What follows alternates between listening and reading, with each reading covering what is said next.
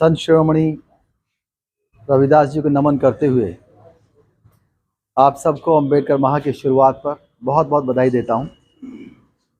पूज्य भंते जी ने कई वर्षों से इस जिम्मेदारी को संभाल रखा है।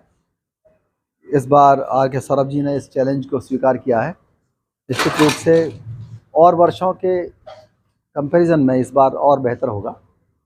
अधिकतर वो लोग हैं यहाँ आए हुए, जैसे नीलम जी हैं, आशा जी हैं, जी प्रसाद साहब हैं, कमलेश जी, सत्य कुमार गौतम जी, जो हर वर्ष हर कार्यक्रम में अम्बेडकर माह में रहते हैं 1 से लेकर 30 तक।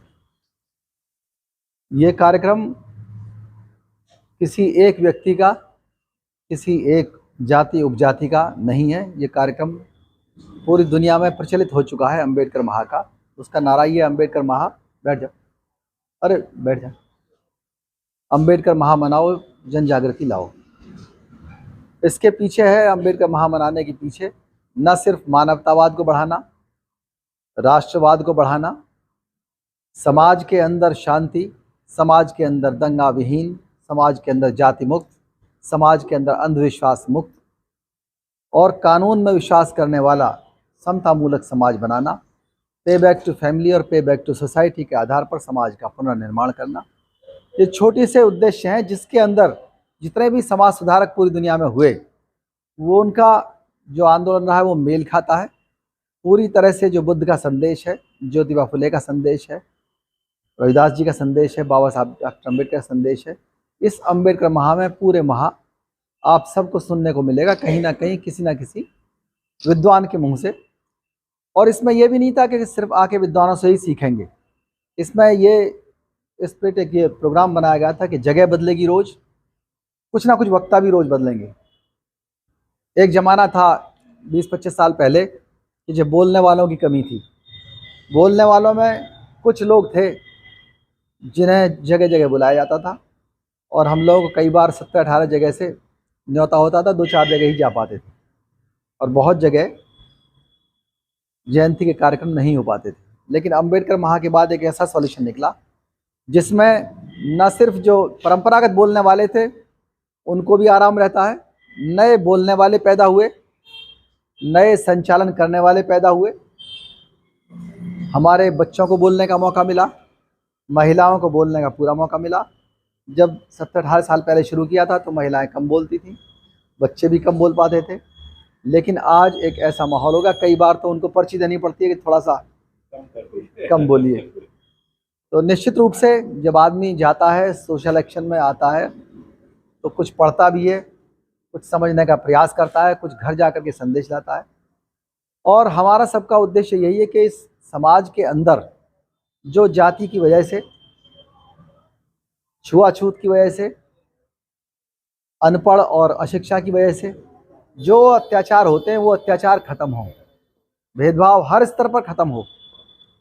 क्योंकि इस देश में जो जाति ने कल्चर फैलाई है, जातिवादी संस्कृति जो है वो इतनी ज़्यादा क्लिष्ट है कि लोगों के डीएनए में घुसी हुई है, एक एक कोशिका में।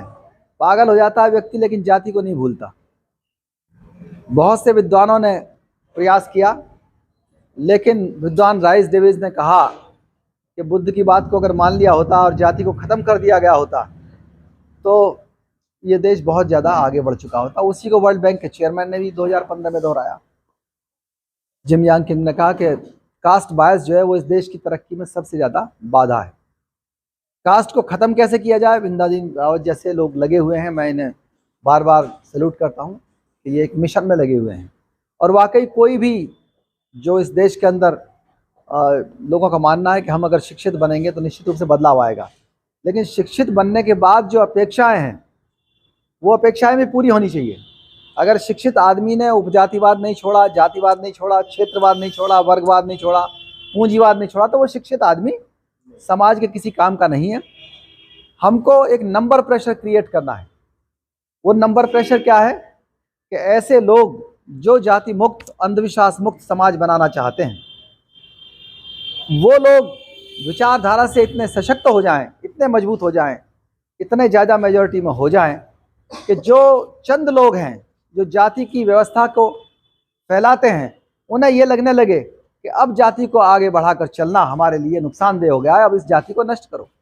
जाति को सबसे ज्यादा नष्ट वही कर पाएगा जिसने जाति को पैदा किया, क्योंकि उसने ऐसी ऐसी जगह जाति को खड़ा किया है, वहां से हटाना बहुत मुश्किल काम है।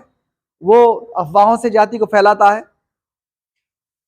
तानों से फैलाता है, गालियों से फैलाता है, मुहावरों से फैलाता है, उपमाओं से, अलंकारों से फैलाता है।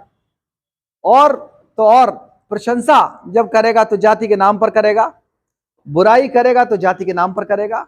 उसका नाम लिखने से लेकर, उपनाम लिखने से लेकर के उसकी भूमिका में, चाहे वो शादी ब्याह कुछ भी हो, अकेले शादी का ही नहीं है मामला। दिक्कत यह है कि वो नाम कैसे रखे, अपनी भाषा में तारीफ करना, बुराई करना, अफवाह फैलाना, और उसकी मान्यताएं वो सारी की सारे जाति विहीन कैसे हो। एक बहुत बड़ा आंदोलन की आवश्यकता है, जिसमें टीम पूरी तरह से 100% कोई टीम तैयार नहीं हो सकती, लेकिन एक अभियान इस बात का कि हम उसको फिल्ट्रेशन करें, उसको छानने का काम हमें करना है। अंबेडकर महा का जो उद्देश्य वो यही है। जो हम कह रहे हैं वही सब कुछ सही नहीं है। बहुत से विचारक आए और सारे विचारक जगह जगह पर अपने विचार दें। आज सोशल मीडिया के माध्यम से आपको 24 घंटे विचार सुनने को मिलते हैं, पढ़ने को मिलते हैं, देखने को मिलते हैं, और आप सीखते भी हैं 24 घंटे। जो पहले ज़माना था कि आप सिर्फ भाषण के माध्यम से सीखते थे, अखबार के माध्यम से सीखते थे, या फिर क्लासरूम के अंदर सीखते थे, माँ बाप से सीखते थे। आज सोशल मीडिया एक ऐसा सहारा है जो आप हजारों साल में बदल सकते थे, वो अभियान आप 2 दिन के अंदर कर सकते हैं। पे बैक टू सोसाइटी का हो, चाहे छात्रावास में काम कराना हो, अभी बहुत बड़ा एक कार्य हुआ है निश्चित रूप से, जो बहुजन क्रांति स्तंभ के बारे में भी आप लोगों ने सुना होगा। तो निश्चित रूप से आप जब मिलकर के कोई पे बैक टू सोसाइटी के आधार पर काम करना चाहते हैं तो काम बहुत आसान हो जाता है। अब आगे हम लोग जो भी हम लोग काम लेके चले हैं, हमारी टीम काम लेके चली, वो सब हमेशा सफल हुआ। अंबेडकर महा वाला सफल हुआ और अन्य बहुत सारे हैं। जो अंतर्जातीय विवाह वाला काम है वो इतना ज़्यादा महत्वपूर्ण है कि हम बौद्ध बन करके एक मंच पर आए, और वहाँ पर बुद्ध ने खुद कहा है अंगुत्तर निकाय में कि जैसे जातियां भूल जाते हैं उनको छोड़ दीजिए। जो बुद्ध के दर्शन में विश्वास करता है वो जाति और उपजाति लेकर के ना आए। अपने आइकॉन्स बदलो, अपने जो प्रेरणा स्रोत है वो आपको बदलने होंगे। इस देश के अंदर जो फैलाया है जातिवाद का, उसका आधार ही ये है कि एक व्यवसाय को, एक आइकॉन को एक जाति या उपजाति से जोड़ दीजिए, और फिर लोगों को उस पर गर्व करने दीजिए। जब वो गर्व करेंगे तो लड़ेंगे। जब गर्व करेंगे अपने जातिवादी आइकॉन पर तो जातिवाद तो सुरक्षित हो गया, संरक्षित हो गया। अब उसको एक आधार मिल गया कि नहीं, हमारी जाति का जो आइकॉन है, चाहे उसके सीमित विचार रहे हों, अब हम उसको नहीं छोड़ सकते, दूसरे को अपना नहीं सकते। तो जो वर्ण व्यवस्था, जातिवादी व्यवस्था चली आ रही थी, इसका लाभ उसको मिलता है। क्योंकि आप कभी भी किसी भी क्षेत्र में, किसी भी बदलाव में सफल नहीं हो सकते, आपस में लड़ने से ही फुर्सत नहीं मिलेगी। अगर इस देश के अंदर जाति ना होती तो सांप्रदायिकता भी ना होती, लिंग भेद भी ना होता, छुआछूत भी नहीं होती, और गरीबी भी नहीं होती। इस देश का आदमी और महिलाएं इतना काम करते हैं, गरीबियां हो ही नहीं सकती। संसाधन बहुत ज्यादा हैं, लेकिन हर आदमी ये डरता है कि अगर व्यवसाय करने की बात है तो व्यवसाय करूं तो अपनी बिरादरी में करूं, दूसरे के लोग हमें मानेंगे नहीं। एक कवच बन गया, एक वो कवच आपको लगता है कभी कभी कि सुरक्षा, सुरक्षा नहीं है, वो जेल है हर जाति उपजाति के लिए। इंटरेक्शन तो करना ही पड़ेगा। इसीलिए बाबा साहब ने बुद्ध के रास्ते को पसंद किया कि वो कहीं किसी का बहिष्कार नहीं सिखाता। बुद्ध का रास्ता आप अपने आप को, जो शिक्षित बनो, संगठित बनो, संघर्ष करो वाला जो रास्ता है, और जो बहुजन हिताय बहुजन सुखाय का रास्ता है, उसमें किसी के भी बहिष्कार का, किसी को हटाना नहीं है। आपको अपनी ताकत को डिवाइड एंड रूल से हटा करके ऑर्गेनाइज एंड सर्व के रास्ते पे ले चलना है, सबके हित के लिए काम करना है। कई लोग इस पे लड़ते हैं कि साहब बहुजन हिताय का मतलब 85% का ही हित है। ऐसा नहीं है।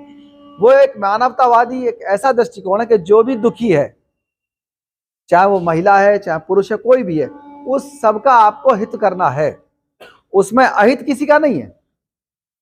Greatest good of greatest number, Bentham ने इसका ट्रांसलेशन किया, और निश्चित रूप से उसमें काफी सफलता पूरी दुनिया के अंदर मिल रही है। पूरी दुनिया पे बैक टू सोसाइटी में लगी हुई है। बुद्ध ने कहा, बाबा साहब ने उसको 5% पे बैक टू सोसाइटी के लिए किया, और वो पे बैक टू सोसाइटी अकेले पैसे का नहीं करना है। किसी के पास अनुभव ज़्यादा है, किसी के पास शिक्षा ज़्यादा है। हमारे रिटायरमेंट के बाद लोग बाग, पूरे देश के लोग हमारे भंते जी से ये सीख लें कि जो इन्होंने एक आदर्श प्रस्तुत किया है, अगर ऐसे लोग जो रिटायर्ड लोग अकेले लखनऊ वाले निकल जाए, पूरा देश के अंदर बुद्ध के प्रचार प्रसार में जो बुद्ध का दर्शन है, निश्चित रूप से कोई कमी नहीं आएगी। और बुद्ध का दर्शन किसी के खिलाफ नहीं है, सबको जोड़ता है। शांति चाहिए तो सबको चाहिए, समता चाहिए तो फायदा उसका सब में है, हर आदमी को फायदा मिलेगा, हर बच्चे, बूढ़े, युवा को, सबको उसका फायदा मिलेगा। उसमें कोई दिक्कत की बात नहीं। हम कोई षड्यंत्र नहीं कर रहे, किसी का बहिष्कार नहीं कर रहे। ये तो सबको यही पस्सी को वाला है, आओ और देखो और शामिल हो। और जो शामिल नहीं होगा उसके भी हित के लिए काम कर रहे हैं, उसके भी सुख के लिए काम कर रहे हैं। तो निश्चित रूप से इसमें बातें बहुत लंबी है, बहुत सारे विषय होंगे। तो जो नीलम जी ने भी कहा कि बोधिचर्या के डूज एंड डोंट्स की भी जानकारी हम लोगों को होनी चाहिए। बहुत सी चीज़ें ऐसी हैं जो वोकेबुलरी में हम लोग अभी समझ नहीं पाए हैं। हमको एक चीज़ का फिल्टर लगाना है अपनी भाषा पर भी, अपने भाषण देते समय भी, कि हम अंधविश्वास वाले आइकॉन्स को, अंधविश्वास वाली शब्दावली को अपनी भाषा से अलग कर दें। जातिवादी भाषा को हम एक तरफ से अलग कर दें। बहुत सारे विषय आपको हैं दिए हुए हैं, उन विषयों में अगर कोई नहीं भी है, उन विषयों में आप अभी भी जोड़ सकते हैं। जिसको जो कहना है, उन चीज़ों को नई चुनौतियों से जोड़ करके अपने संबोधन में लोग आकर के बताएं, कुछ सीखें भी और सिखाएं भी साथ साथ। हमारे विद्यार्थियों को ज़्यादा समय हम नहीं लेना चाहेंगे, उनका पढ़ाई लिखाई का वो रहता है। जो विद्यार्थियों की समस्या आपने बताइए कि हम प्रयास करेंगे। पिछले साल यहीं पर समस्या बताई गई थी और मेरे ख्याल से प्रयास तो किया गया था ठीक ठाक, कुछ तो प्रयास हुआ। तो कुछ प्रयास हुआ 2 छात्रावासों के बारे में, और इसमें यह भी प्रयास चल रहा है कि हम लोग सरकारी स्तर पे भी हमारे जो अधिकारीगण हैं उनसे ये प्रयास किया जा रहा है कि वो अनुरक्षण के लिए भी सरकारी मद हो। तो उसमें भी फाइल वगैरह चलाई जा रही है। निश्चित रूप से सफलता मिलेगी अगर अनुरक्षण का हुआ तो। बहुत सारे आपको छात्रावास मिलेंगे। हम लोग इसके बाद अभियान चलाने वाले हैं। जितने भी बुद्ध विहार या रविदास छात्रावास या पार्क बने हुए हैं, देखिए स्कूलों की कमी नहीं है, यूनिवर्सिटीज़ की कमी नहीं है। दिक्कत आती है छात्रों को शहरों के अंदर रहने की। वो कहाँ रहें, और अपने घर से जब अलग जाते हैं, छात्रावास में रहते हैं, तो बच्चे निश्चित रूप से उनको पढ़ने के लिए ज़्यादा टाइम मिलता है। 350 बुद्ध विहार तो अकेले दिल्ली में है। मैं सबसे अनुरोध कर रहा हूँ व्यक्तिगत रूप से भी, और सबको मिलाकर मीटिंग भी करूँगा, कि आप अपने बुद्ध विहार में, अपने पार्क में, अपने रविदास मंदिर में, जहाँ भी जगह है, जितने आप कमरे बना सकते हैं, हम लोग पे बैक टू सोसाइटी की अपील करेंगे। अधिकारी कर्मचारी लोग बाग कमाने वाले हैं, अगर 5% नहीं 1% भी लोग देंगे तो निश्चित रूप से 20-25 हज़ार बच्चों का रहने का स्थान तो अकेले दिल्ली में बन जाएगा। और 2-4 हज़ार के रहने के लिए हम लोग एक साल में यहाँ व्यवस्था कर सकते हैं। दिक्कत ऐसा है कि हमारे छात्रों को टॉप करने में नहीं आती। दिल्ली यूनिवर्सिटी का टेस्ट टॉप कर लेंगे, वो 98% ले भी आएंगे, लेकिन वहाँ रहने का जो खर्चा 20-25 हज़ार रुपये आता है पीजी का, वो हमारे क्लास 1 के अधिकारी भी उसको झेलने में संकोच करते हैं।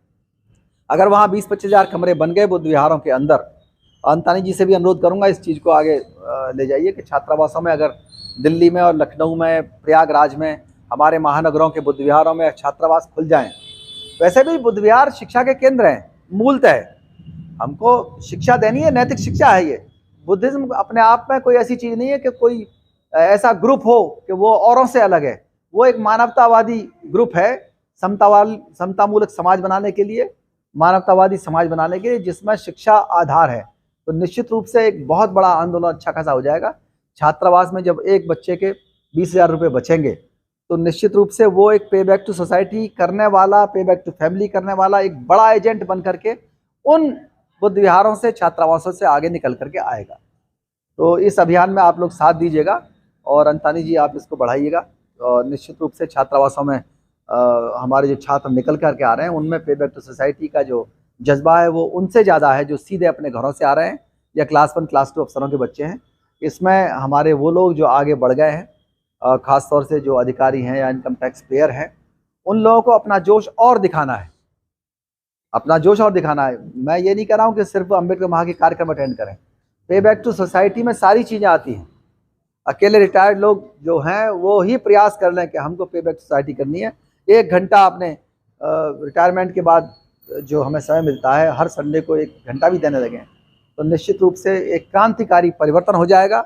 हमारा जो अभियान है ये किसी के खिलाफ नहीं है, ये मानवतावादी अभियान है और सबको साथ लेकर चलने वाला है। निश्चित रूप से दुखी लोग हैं, पीड़ित लोग हैं, उनको सबसे पहले साथ लेके चलता है। ये बात स्पष्ट है, इसमें कोई दिक्कत की बात नहीं है।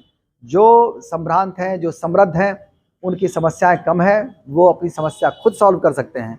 लेकिन वो लोग जो पढ़ लिख करके और सामाजिक न्याय का लाभ लेकर के, संविधान का लाभ लेकर के उसके आलोक में आगे प्रगति करके आए हैं, उनकी जिम्मेदारी बनती है कि वो अधिक से अधिक, मैं तो 5% का जितना उनका हो सकता है उतना समाज को दें। और ये समाज को देने का मतलब ये नहीं कि आप दान दे रहे हैं किसी को, ये आपका कर्ज है। मैं तो बार बार 20-25 साल से कहता रहा हूँ कि हमारे वो लोग जो क्लास 1, क्लास 2, क्लास 3 की नौकरी कर रहे हैं, क्लास 4 को छोड़ करके हम पर रिजर्वेशन टैक्स लगाया जाए, रिजर्वेशन टैक्स लगाया जाए और उस टैक्स से जो फंड बने, उस फंड से हमारे वो छात्र जो नहीं पढ़ पा रहे हैं, हमारे वो लोग जो लोग रोजगार नहीं पा रहे हैं, उनके लिए दुकानें खोली जाएं, छात्रावास खोले जाएं। निश्चित रूप से वो टैक्स काफ़ी अच्छी संख्या में हो सकता है। तो हम लोग तो यही दरख्वास्त करते हैं कि किसी भी तरह से इस तरह के फंड बन जाए। और रिजर्वेशन टैक्स इस तरह से नहीं है मतलब कि किसी की अनिच्छा हो, लेकिन अच्छा खासा एक अमाउंट इकट्ठा हो सकता है। हम लोग चाहे डिस्ट्रिक्ट लेवल पे उसको अपने आप भी इकट्ठा कर सकते हैं, छात्रावास बनवा करके। छात्रावास की अगर एक दीवार आपने बनवा दी, एक दीवार आपने बनवा दी, निश्चित रूप से महीनों में वो काम हो सकता है जो कोई भी बड़ी से बड़ी एजेंसी सालों में नहीं कर पाती है। पता लगा इतने दिनों में नक्शा ही पास नहीं हो पाता है, लेकिन आप कहेंगे तो एक मैसेज डला। आजकल तो सोशल मीडिया के माध्यम से व्हाट्सएप का एक ग्रुप बनाइए, 10-24 आते हैं, 10-24 आदमी 1-1 हज़ार रुपये दे दे तो छात्रावास क्या बहुत बहुत बड़े काम हो, यूनिवर्सिटी बन जाएगी निश्चित रूप से। तो बहुत बहुत धन्यवाद। जय भीम, जय भारत।